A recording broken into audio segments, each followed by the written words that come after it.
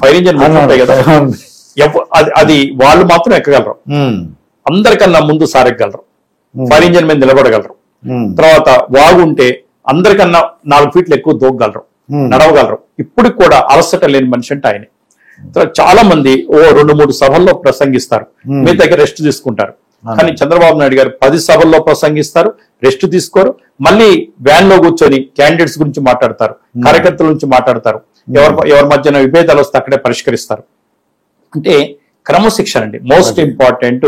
ఆ ఏజ్ లో వారు ఉన్నారంటే ఆహార నియమాలు, క్రమశిక్షణ, తర్వాత ముందు చూపు, ఇంకా ప్రజలకు ఏదో చేద్దాం, పార్టీకి ఏదో చేద్దాం, ఇంకా తన అవసరం ప్రజలకు ఉంది అని గ్రహించబట్టి ఆయన జాగ్రత్తగా ఉంటారు. చాలా మంది అండి మినిస్టర్లు అనుకోండి, నాయకులు అనుకోండి, పొద్దున 10 దాకా కూడా పడుకున్నారని చెప్పు, లేరని చెప్పు అని అంటారు. సార్ ఎప్పుడూ ఉంటారు. అపాయింట్మెంట్స్ అన్ని కూడా కరెక్ట్ గా ఉంటాయండి, కరెక్ట్ గా నోట్ చేసుకుంటారు, కరెక్ట్ గా ఇంటర్వ్యూ ఇస్తారు, కరెక్ట్ గా అపాయింట్మెంట్స్ ఇస్తారు, పర్ఫెక్ట్ గా ఉంటారు. సో మొన్న అంటే 2 విషయాలు దీంట్లో. 2019 తర్వాత యాక్చువల్ గా ఆయన కాబట్టి నిలబడ్డారు, కానీ ఇంకా వేరే వాళ్ళు అయితే నిలబడేవాళ్ళు కాదండి. అంటే పార్లమెంట్ లో కొడాలి నాని గారు కానీ, వల్లభనేని వంశీ గారు కానీ, అనిల్ కుమార్ యాదవ్ గారు కానీ, రోజా గారు కానీ, వీళ్ళల్లో రాంబాబు గారు అండి, పేరు నాని. అంటే వీళ్ళు ఏంటంటే చంద్రబాబు నాయుడు గారితో అనుబంధం లేదు సార్ వాళ్ళకి. అది అనుబంధం వాళ్ళు అంటే కొడాలి నాని, వంశీ, రోజా గారు వీళ్ళంతా చంద్రబాబు నాయుడు గారితో బీఫామ్ తెచ్చుకున్న వాళ్ళేగా, చంద్రబాబు నాయుడు గారితో రాజకీయ జీవితం స్టార్ట్ చేసిన వాళ్ళేగా. మరి మహిళా ప్రెసిడెంట్ గా మేడం చేశారు కదా, వల్లభనేని వంశీ ఎంపీగా పోటీ చేసి ఓడిపోయారు, ఎమ్మెల్యే గెలిచారు కదా. మరి కొడాలి నాని ఎమ్మెల్యే టికెట్ తెచ్చుకుందే, సార్ దగ్గర కదా బీఫామ్ తెచ్చుకుందే. వీళ్ళు అలా మాట్లాడే వరకు తట్టుకోలేకపోయారండి. మేము కూడా, నేను టీవీ5 లో ప్రోగ్రామ్ చేసేటప్పుడు కూడా మా చైర్మన్ గారు కానీ, మేనేజ్మెంట్ కానీ మేమంతా ఒకటే అనుకున్నాం. చంద్రబాబు నాయుడు గారిని జగన్మోహన్ రెడ్డి గారి పార్టీ ఏమైనా అంటుందంటే రాజకీయంగా అనుకోనివ్వండి, లేదు లోకేష్ బాబు గారిని ఏమైనా అంటుంటే అనుకోనివ్వండి, కానీ వ్యక్తిగతంగా మాట్లాడటం మాత్రం మనం ఊరుకోవద్దు. రెండోది, ఎప్పుడైతే ఇంటి మహిళల మీద అవాకులు చవాకులు మాట్లాడుతున్నారో, ఇటువంటి ప్రసారాలు చేస్తారని చెప్పి వన్ సైడ్ మేము తీసుకున్నామండి. అంటే అమరావతి మహిళలు కానివ్వండి, ఈ మహిళలు కానివ్వండి, ఎప్పుడైతే మహిళల జోలికి వచ్చారో, పిల్లల జోలికి వచ్చారో, కుటుంబం జోలికి వచ్చారో, పిచ్చిగా వాగుతున్నారో మనం వన్ సైడ్ తీసుకుందాం.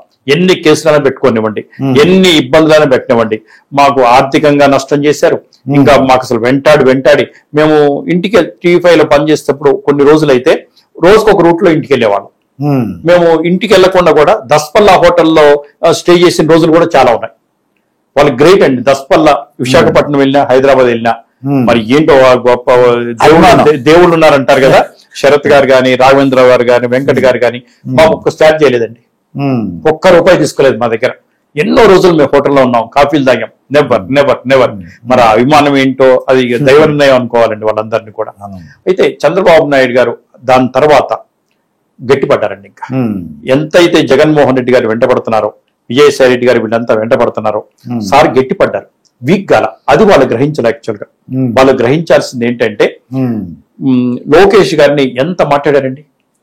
ప్రశాంత్ కిషోర్ రూపంలో లోకేష్ గారిని ఎన్ని మాటలు మాట్లాడారు. ఇవాళ లోకేష్ గారిని మించిన నాయకుడు లేరండి. మరి ఇవాళ రెడ్ బుక్ అనండి, ఇంకో బుక్ అనండి. అంటే అప్పుడు అనిపించింది ఏంటంటే, తన తల్లికి జరిగిన అవమానాన్ని భరించగలిగారు, తన తండ్రిని జైల్లో వేస్తే తట్టుకోగలిగారు, ప్రజల కోసం తట్టుకోగలిగారు. పవన్ కళ్యాణ్ గారిని కలుపుకున్నారు, భారతీయ జనతా పార్టీని కలుపుకున్నారు, క్యాండిడేట్స్ డిసైడ్ చేశారు, ఆర్థిక వనరులను సమకూర్చారు, రాజకీయంగా అందరిని ఒక దగ్గర తీసుకొచ్చారు. ఒక 10-15 సీట్లు తప్ప మిగతా ఎక్కడ గొడవలు రాకుండా చూసుకున్నారు. తను యాక్చువల్ గా ఇది యువగలం ఎప్పుడైతే సక్సెస్ అయిందో, నాకు తెలుసండి మార్కాపురం ఏరియాలో ఎన్టీ రామారావు కూడా అంతమంది రాలేదండి. నేను లైవ్ లో చెప్పాను, టీవీ5 లైవ్ లో చెప్పాను.